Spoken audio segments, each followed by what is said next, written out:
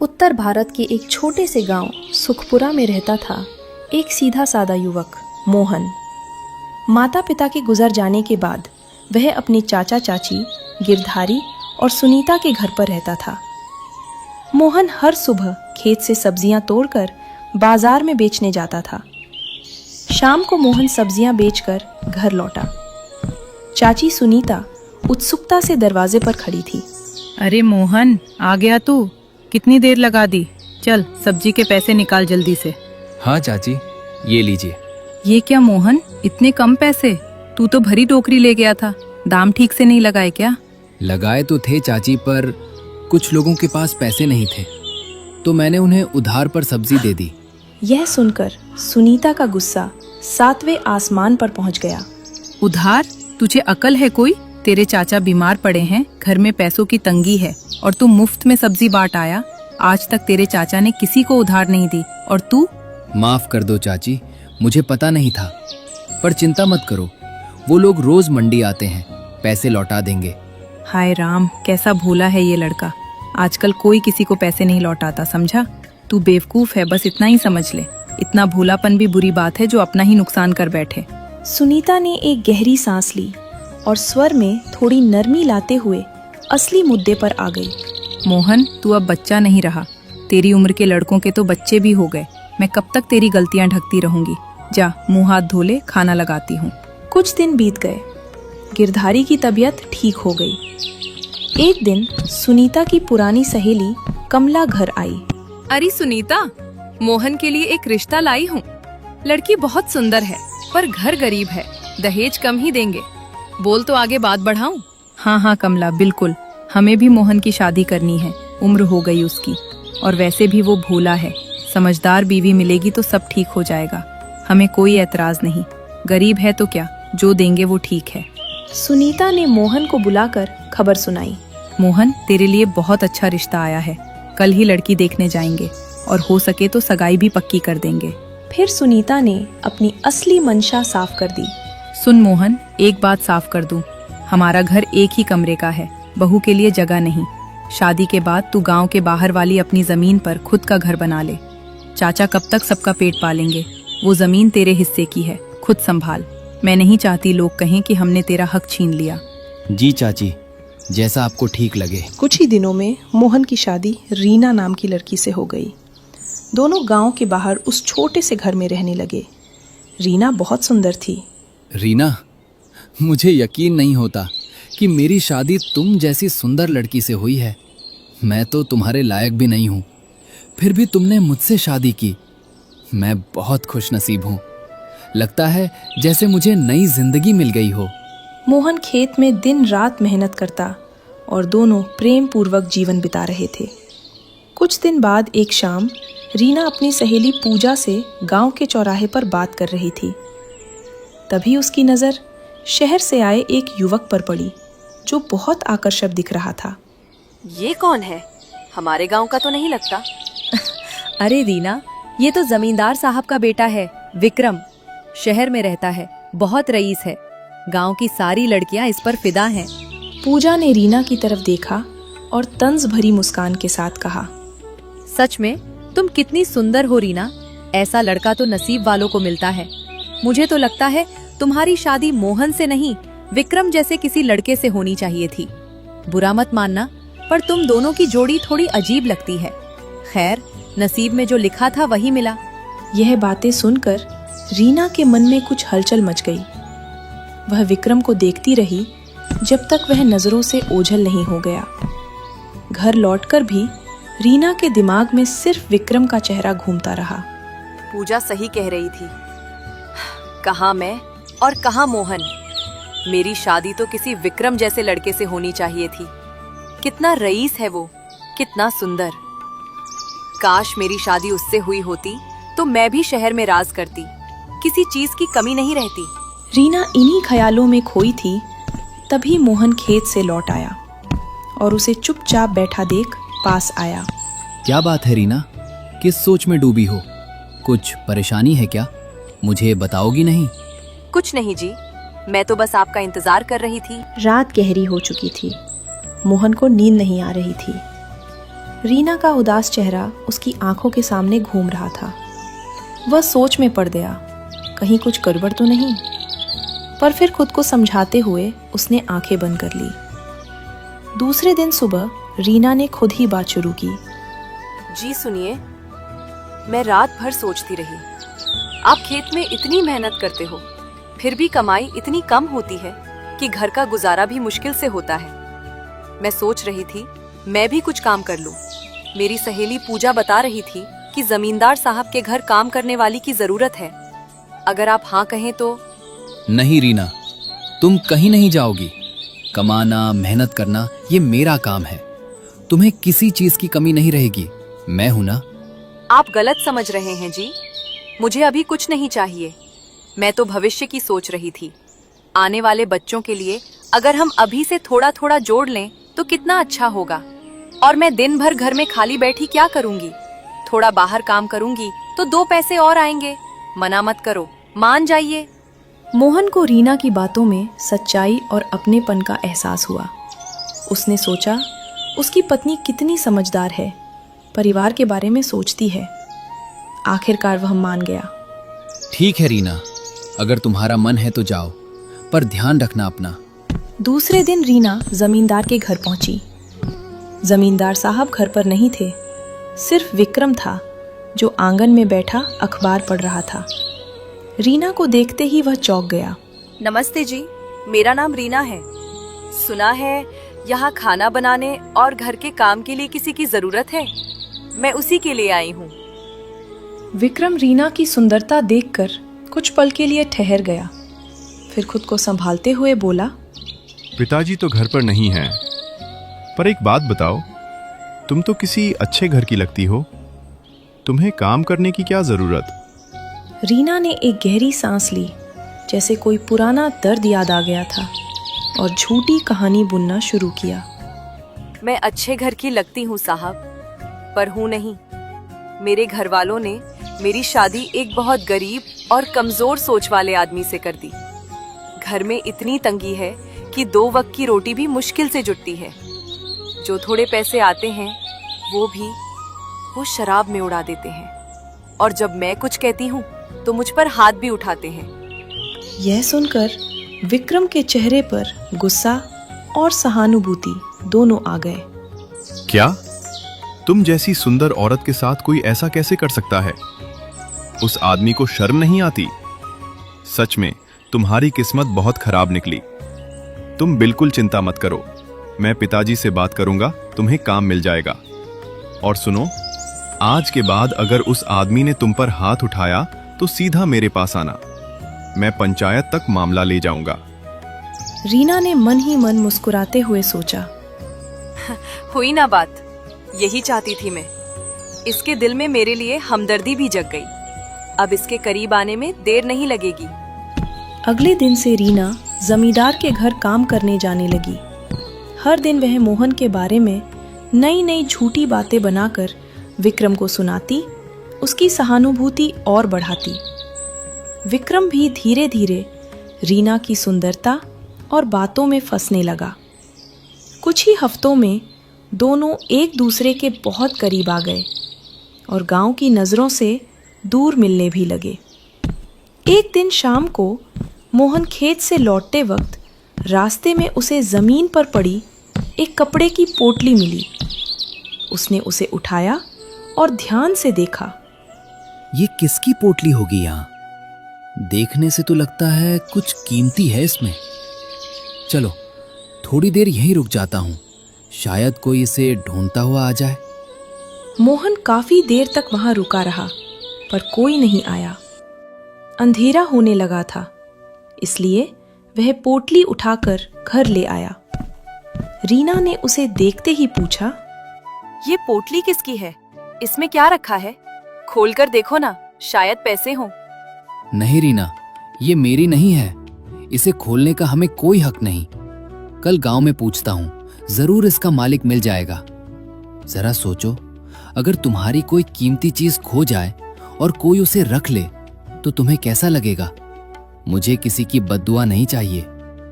मुंह बनाकर रह गई, पर मोहन ने पोटली को सुरक्षित रख दिया। दूसरे दिन सुबह सुबह गांव में हलचल मच गई। एक रईस आदमी जिसका नाम सेठ दीनानाथ था, घोड़े पर सवार गांव में आया और लोगों से पूछताछ करने लगा। उसके चेहरे पर चिंता और बेचैनी साफ झलक रही थी।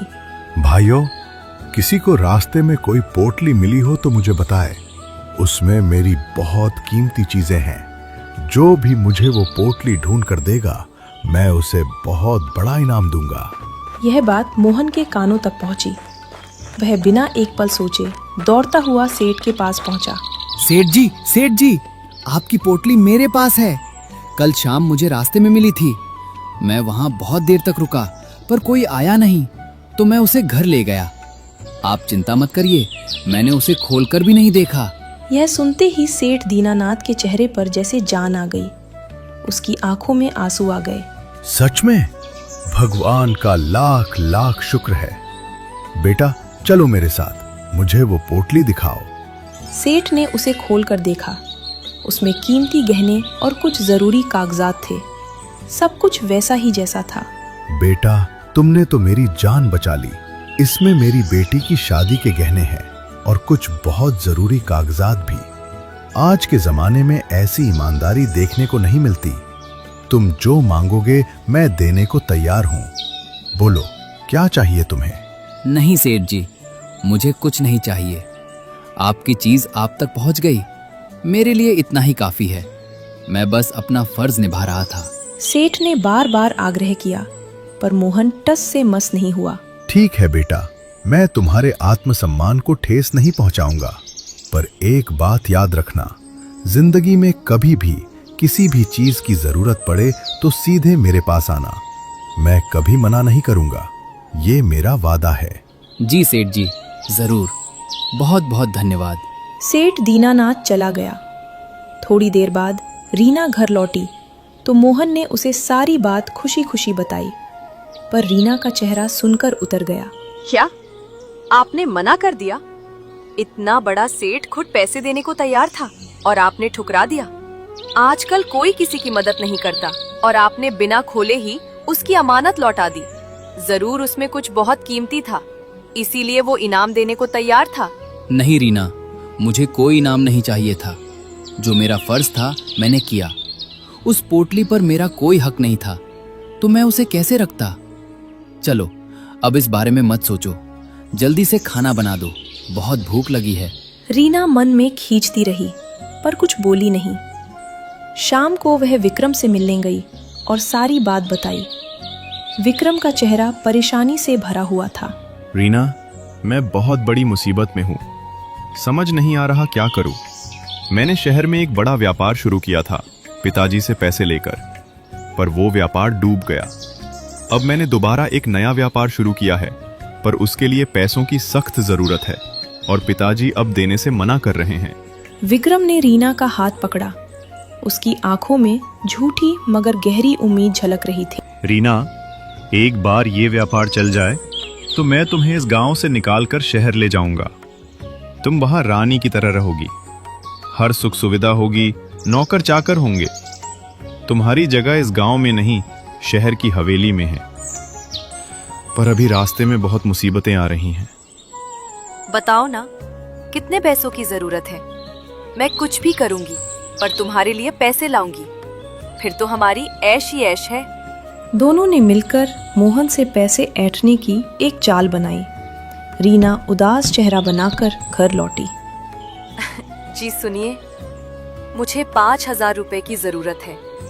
मेरी माँ की तबीयत बहुत खराब है, ऑपरेशन करवाना है। प्लीज मेरी मदद कर दीजिए, वरना मेरी माँ को कुछ हो गया तो।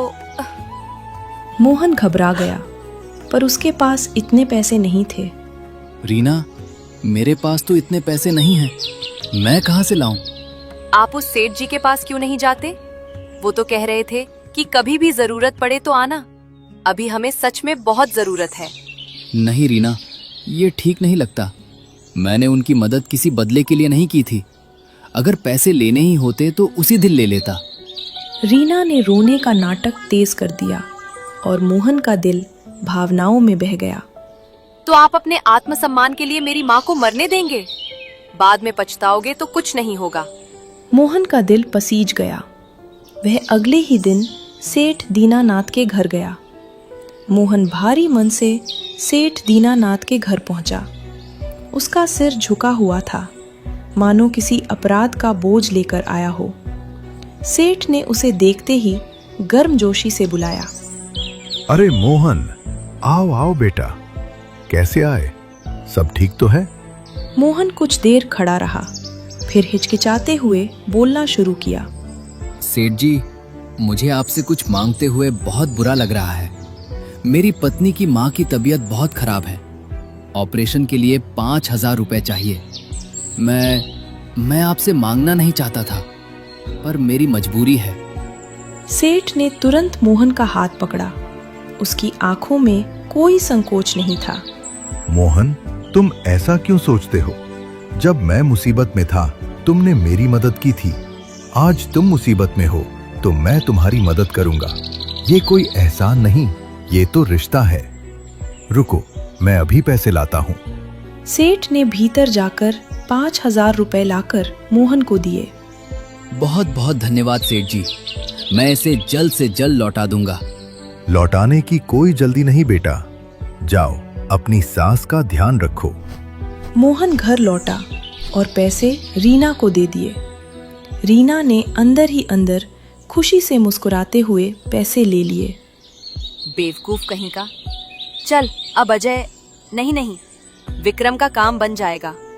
दूसरे दिन रीना ने बहाना बनाया कि वह 2 दिन के लिए मायके जा रही है और चुपके से पैसे विक्रम को दे आई। 2 दिन बाद वह वापस घर लौट आई। कुछ दिन शांति से बीत गए। एक शाम मोहन ने रीना से पूछा, रीना, मुझे लगता है हमें एक बार तुम्हारी माँ से मिलने जाना चाहिए। अब उनकी तबीयत कैसी है? ऑपरेशन ठीक से हुआ ना? ये सुनते ही रीना के चेहरे का रंग उड़ गया, पर उसने जल्दी से खुद को संभाला। जी वो बिल्कुल ठीक है। अब ऑपरेशन हो गया, सब ठीक है। हमें वहाँ जाने की कोई जरूरत नहीं। और वैसे भी खेत का बहुत काम पड़ा है, आपका समय बर्बाद होगा। कुछ दिन बाद चले जाएंगे। मोहन ने ज्यादा सवाल नहीं किया और बात वहीं खत्म हो गई। समय बीतता गया। इस साल मोहन की फसल बहुत अच्छी हुई और बाजार में अच्छे दाम भी मिले। मोहन बहुत खुश था और शाम को घर आकर उसने रीना को सारी बात बताई। रीना, इस बार फसल बहुत अच्छी हुई और दाम भी बहुत बढ़िया मिले। तुमने बहुत दिन से कोई साड़ी नहीं खरीदी। चलो कल मेरे साथ, मैं तुम्हें अच्छी अच्छी साड़ियां दिलाता हूँ। तुमने मेरा हर मुश्किल वक्त में साथ दिया है, अब मैं तुम्हारे लिए सब कुछ करूंगा। एक दिन हम इस छोटे घर से अच्छे घर में जाएंगे। मैं तुम्हारे लिए बड़ा मकान बनाऊंगा। यह सुनकर रीना के मन में एक तीखी हंसी उठी, जो उसने अपने चेहरे पर नहीं आने दी। बड़ा मकान बनाएगा? इसकी क्या औकात। मैं तो मजबूरी में इसके साथ हूँ। मेरी जगह तो शहर में विक्रम के साथ है। ये तो इस गांव में ही मरने वाला है।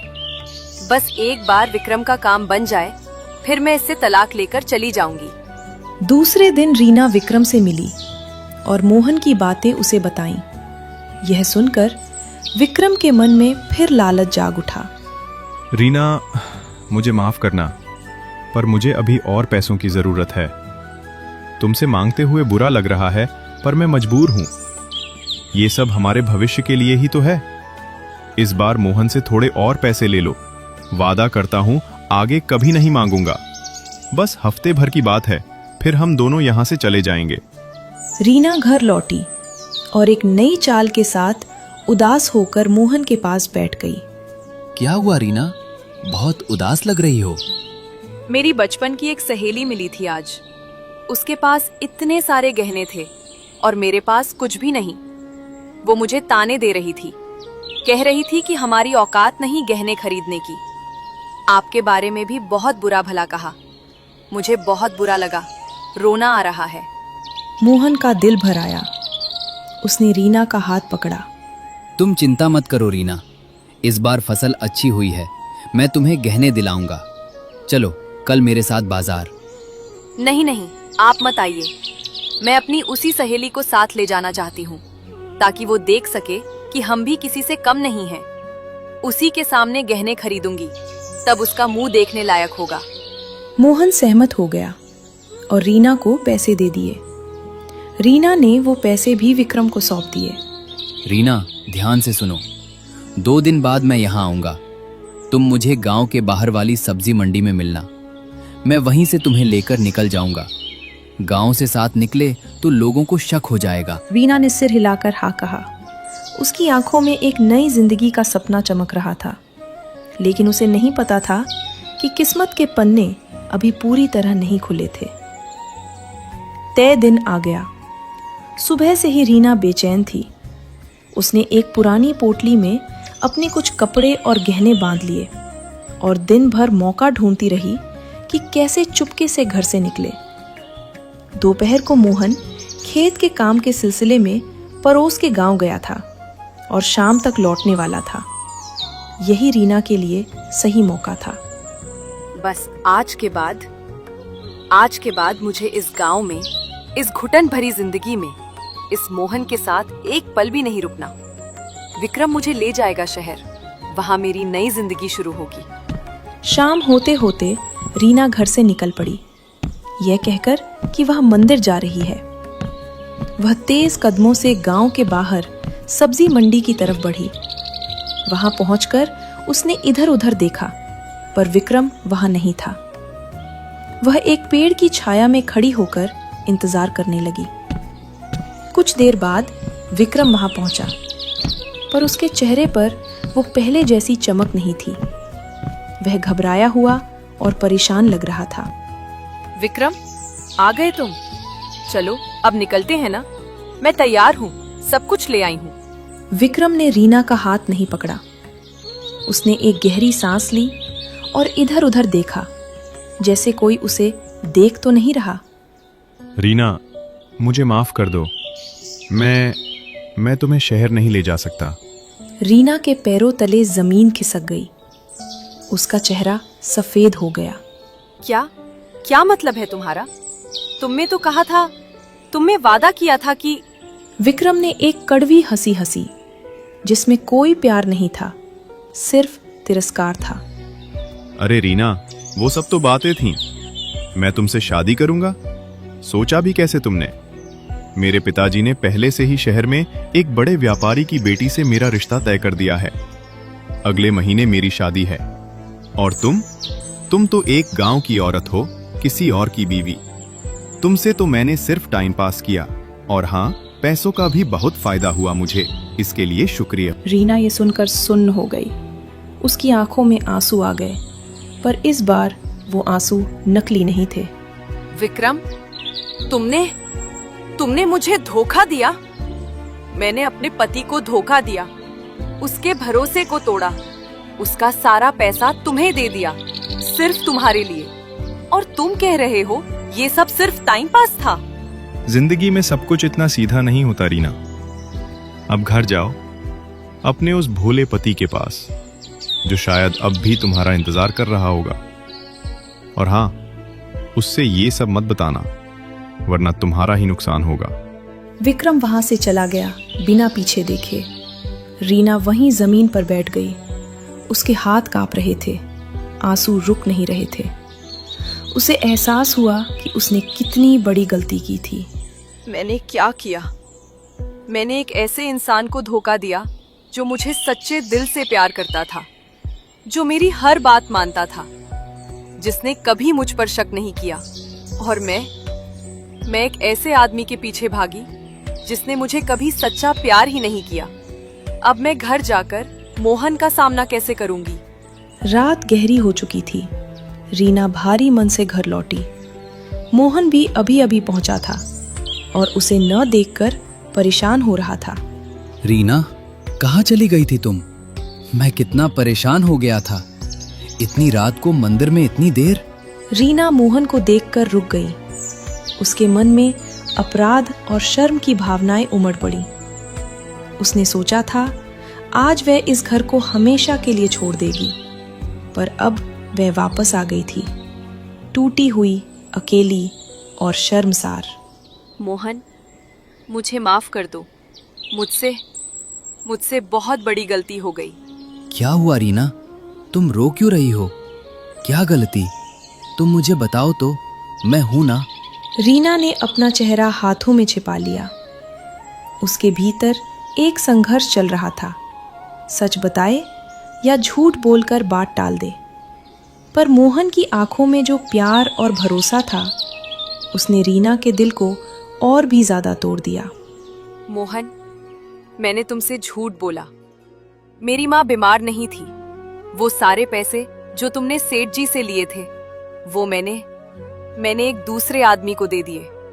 मैं तुम्हें छोड़कर उसके साथ शहर जाना चाहती थी, पर उसने मुझे धोखा दिया। मोहन, उसने मुझसे सिर्फ पैसे लिए और मुझे छोड़ दिया। मोहन यह सुनकर कुछ पल के लिए जैसे पत्थर बन गया। उसके चेहरे पर पहले अविश्वास आया, फिर गहरा दर्द, फिर खामोशी। वह कुछ देर खड़ा रहा, चुप। रीना, मैंने तुम्हें इतना प्यार दिया, इतना भरोसा किया, और तुमने। मोहन की आंखों में आंसू आ गए, पर उसने खुद को संभाला। वह जानता था गुस्सा करने से कुछ नहीं बदलेगा। वह कुछ देर सोचता रहा, फिर धीरे से बोला, रीना, जो हुआ उसे बदला नहीं जा सकता। तुमने गलती की, ये सच है, पर तुम वापस आ गई, यही सबसे बड़ी बात है। मैं तुम्हें माफ करता हूं, पर शर्त है, आज से हम दोनों मिलकर नए सिरे से जिंदगी शुरू करेंगे। जो हुआ उसे भूल जाओ, पर दोबारा कभी ऐसा कुछ हुआ तो मैं तुम्हें माफ नहीं कर पाऊंगा। रीना ने मोहन के पैर पकड़ लिए, रोते हुए माफी मांगती रही। मोहन ने उसे उठाकर गले लगा लिया। मोहन, मैं वादा करती हूँ, अब कभी तुम्हें धोखा नहीं दूंगी। तुम जैसा इंसान दुनिया में मिलना मुश्किल है। मैं अपनी जिंदगी की सबसे बड़ी गलती समझ गई हूँ। कुछ महीने बाद सेठ दीनानाथ गांव आए। मोहन ने उन्हें सारी सच्चाई बताई और पैसे लौटाने की बात कही। सेठ ने पैसे लेने से मना कर दिया। मोहन, पैसों की बात छोड़ो। तुम्हारी ईमानदारी ने मुझे जो सिखाया वो किसी पैसे से नहीं खरीदा जा सकता। बल्कि मैं चाहता हूं कि तुम मेरे साथ व्यापार में हाथ बटाओ। मुझे एक ईमानदार और भरोसेमंद आदमी की जरूरत है, और मुझे तुम पर पूरा यकीन है। मोहन ने सेठ की बात मान ली और धीरे धीरे उसकी जिंदगी बदलने लगी। मोहन और रीना ने मिलकर मेहनत की और कुछ सालों में अपना खुद का अच्छा घर बना लिया। रीना ने अपनी गलती से सीख ली थी और अब वह मोहन की हर मेहनत में साथ देती। दोनों ने मिलकर एक खुशहाल जिंदगी बनाई, और इस तरह ईमानदारी, मेहनत और सच्चे प्यार की यह कहानी हमें सिखाती है कि भोलापन कमजोरी नहीं बल्कि असली ताकत है। धोखा देने वाला कभी सुखी नहीं रह सकता, और जो रास्ता सही हो, देर सवेर वही जीत जाता है।